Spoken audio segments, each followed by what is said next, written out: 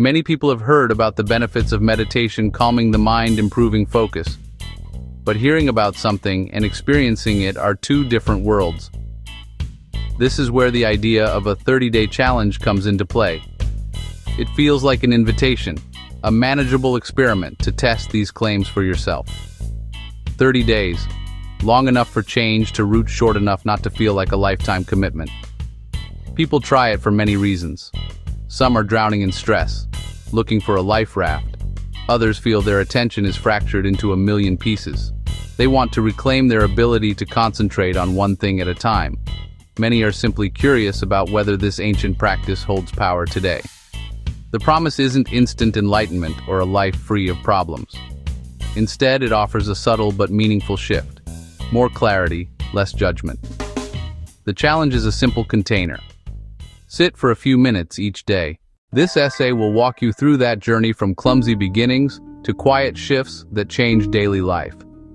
It starts with deciding to carve out a small pocket of time each day. 5 minutes in the morning before the chaos. 10 minutes at night to unwind. Consistency matters more than the exact time. Returning to the cushion, day after day, is where the work happens. You are training your mind like a muscle at the gym. At first it's awkward. Results aren't immediate. With steady practice, something begins to change. You're cultivating a different relationship with thoughts, emotions, and the world. Be a scientist in the lab of your own experience. You are both experimenter and subject. No special equipment or beliefs needed, just a quiet place and willingness to be present. This essay is a guide, a map of the 30-day terrain. Read it slowly, with warmth and steadiness. A straightforward look at what happens when you sit with yourself for 1 month. It's a small commitment, but it can be surprisingly deep. The first week of a meditation challenge is often the most surprising and not always in the way people expect. Many sit down for their first session anticipating a wave of blissful calm, only to be met with a relentless storm of thoughts. Your entire to-do list replay awkward conversations from years ago. Plan your dinner for next Tuesday. This is completely normal. The purpose of the first week is not to achieve a silent mind, but to simply notice how busy your mind truly is. It's a humbling and eye-opening experience. The real practice here is not to fight the thoughts, but to gently notice them and, without judgment, guide your attention back to your anchor, usually the breath. This process of returning, again and again, is the core of the practice. Each time your mind wanders and you gently bring it back, you are performing a mental push-up. Just sitting for 5 or 10 minutes, no matter how chaotic your mind feels, builds the foundation of the habit. You are establishing a new routine and signaling to your body and mind that this quiet time is a priority.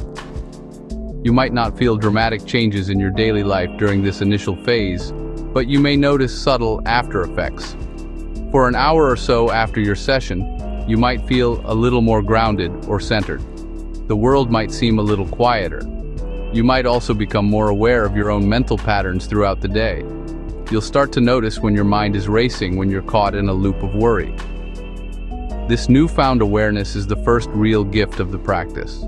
It's like turning on a light in a room you've been stumbling around in for years. You can finally see the furniture you keep bumping into. Patience and self-compassion are your most important tools in week 1. It's easy to get discouraged and think, I'm just not good at this. It's crucial to treat yourself with kindness. If you were learning to play the piano, you wouldn't expect to play a concerto on the first day. You would start with the scales. Meditating is the same. You are learning a new skill, and it takes time.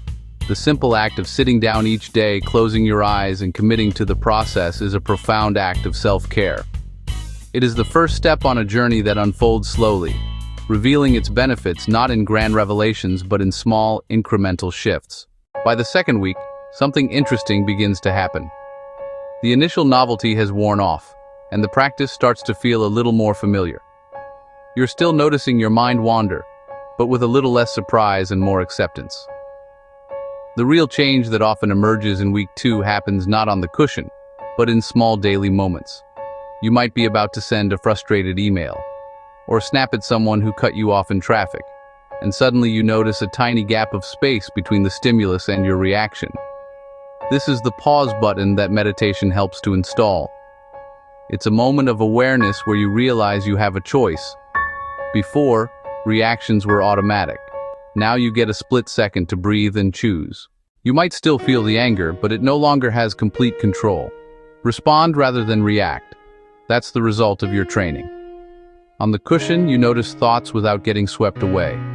In life, you notice emotions without getting swept away. The skill is transferable. It brings inner agency and control.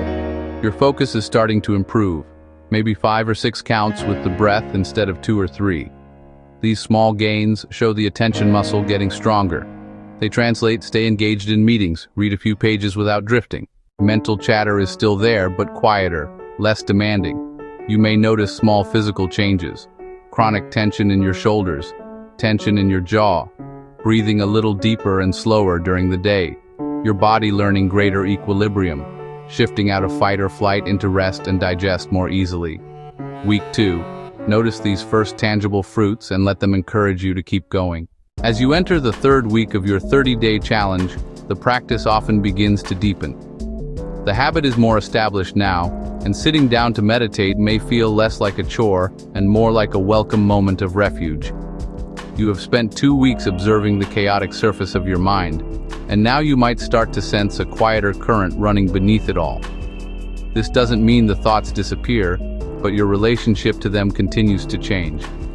They can feel more distant, like clouds passing in the sky rather than a storm you are trapped inside. This growing sense of inner spaciousness is one of the most profound benefits of consistent meditation. This is often the point where people report a noticeable reduction in their baseline level of anxiety. The constant, low-grade hum of worry that many of us live with can start to quiet down. Worries and fears may still arise, but they seem to have less of a grip on you. You can observe a worried thought without becoming the worry itself. This shift brings a feeling of lightness and resilience. You may also notice an increase in your overall energy levels. This isn't a hyper-caffeinated energy, but a more steady and sustainable vitality. It comes from giving your mind and nervous system a genuine rest each day, which in turn can lead to more restorative sleep at night. Your awareness during the day continues to sharpen. You might start to notice the subtle beauty in ordinary moments that you previously overlooked. The taste of your morning coffee, the feeling of the sun on your skin, the sound of birds outside your window.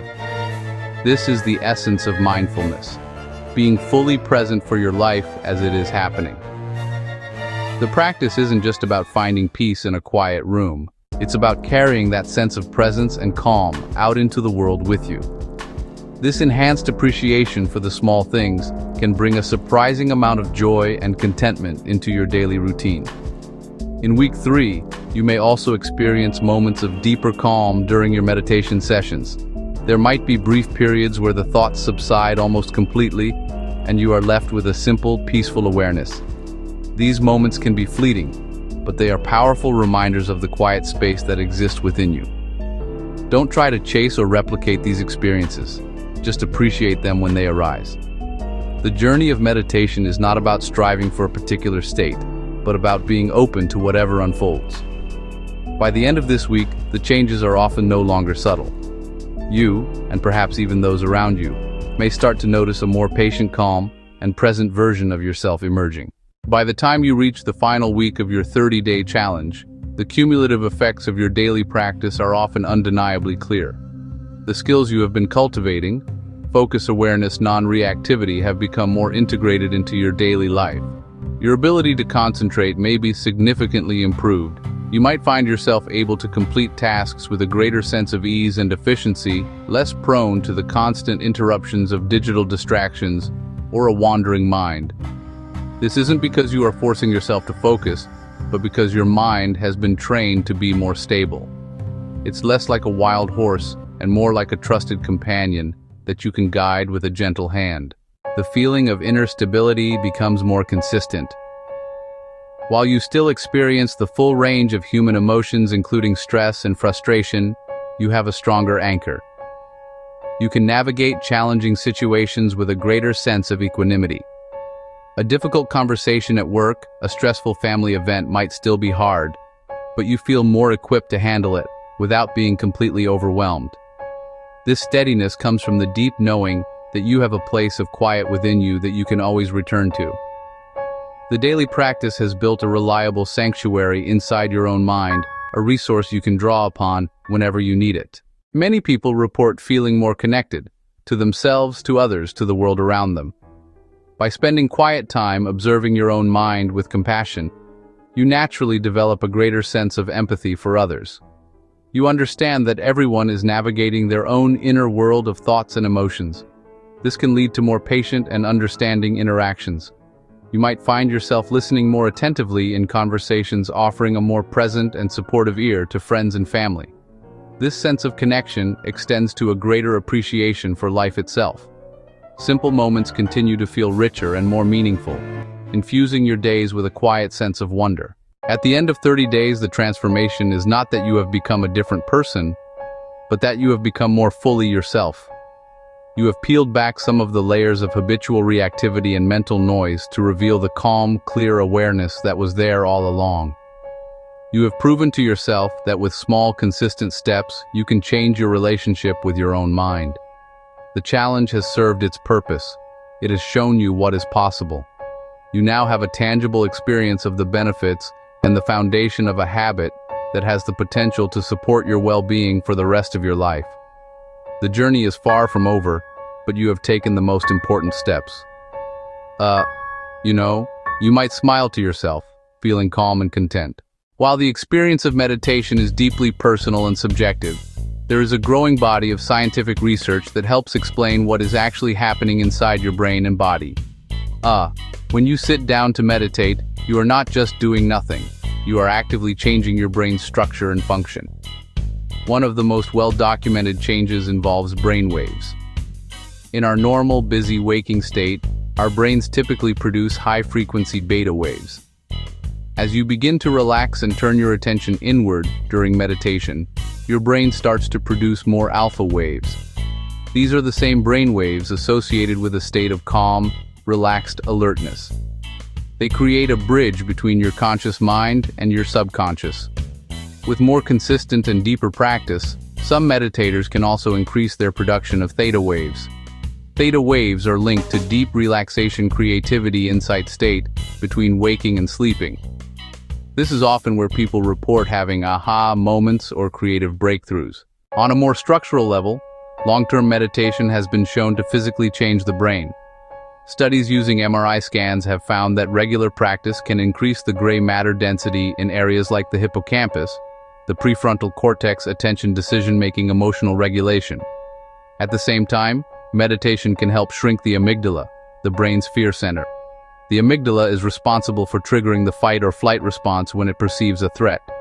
A smaller, less reactive amygdala means you are less likely to be hijacked by stress and anxiety. This is the neurobiological basis for the feeling of being less reactive and more emotionally stable. You are literally rewiring your brain to be less prone to panic and more inclined toward calm. These changes aren't just temporary, they are lasting alterations that reshape your brain's default mode of operating. Another key physiological change involves the reduction of stress hormones. Consistent meditation practice has been shown to lower levels of cortisol in the body. Cortisol is the primary hormone released during times of stress, and chronically high levels can lead to a host of health problems. By activating the body's relaxation response, meditation acts as a natural antidote to the stress response. It helps shift your autonomic nervous system from the sympathetic, fight or flight branch to the parasympathetic, rest and digest branch. This simple daily practice gives your entire system a chance to downshift, repair, and recover from the accumulated stresses of modern life.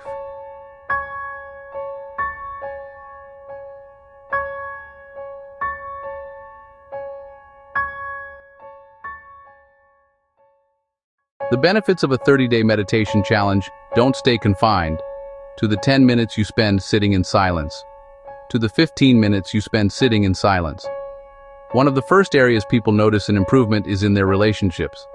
When you cultivate patience and non-judgment toward your own thoughts, you naturally become more patient and non-judgmental with others. You are less likely to be triggered by a partner's annoying habit.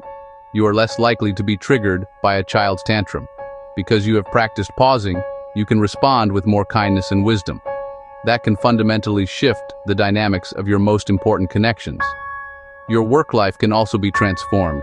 The enhanced focus you develop on the cushion translates directly to your professional tasks. You become better at single tasking. You produce higher quality work. You experience less mental fatigue. You might also find yourself navigating workplace stress with more grace. A tight deadline won't send you into a spiral of anxiety. A difficult colleague won't send you into a spiral of anxiety. Instead, you can approach challenges with a clearer, more solution-oriented mindset. This calm and steady presence can make you a more effective leader. It can also make you a more valued team member. People are naturally drawn to those who exude centeredness and stability. Your physical health can also see significant benefits. By calming the mind, you calm the body. Reduction in stress hormones like cortisol leads to lower blood pressure, improved immune function, better digestion. Many people also report that their sleep becomes deeper and more restful. Going to bed with a quieter mind, you fall asleep easier and wake up refreshed. Better sleep creates an upward spiral of energy and resilience for the next day. Perhaps the most profound ripple effect is a change in your relationship with life itself. Mindfulness teaches you to find richness in the present moment. You stop living so much in your head. You stop ruminating about the past. You stop worrying about the future. You start experiencing the life that is right in front of you. A simple walk becomes a symphony of sensations. A meal becomes a chance to truly savor flavors. A meal becomes a chance to truly savor textures. You find joy in quiet, ordinary moments. This shift moves you from striving to arriving, from doing to being. To help you on your journey, here is a very simple and effective breathing exercise you can use during your meditation sessions or any time you need to ground yourself. It's called box breathing or four-square breathing.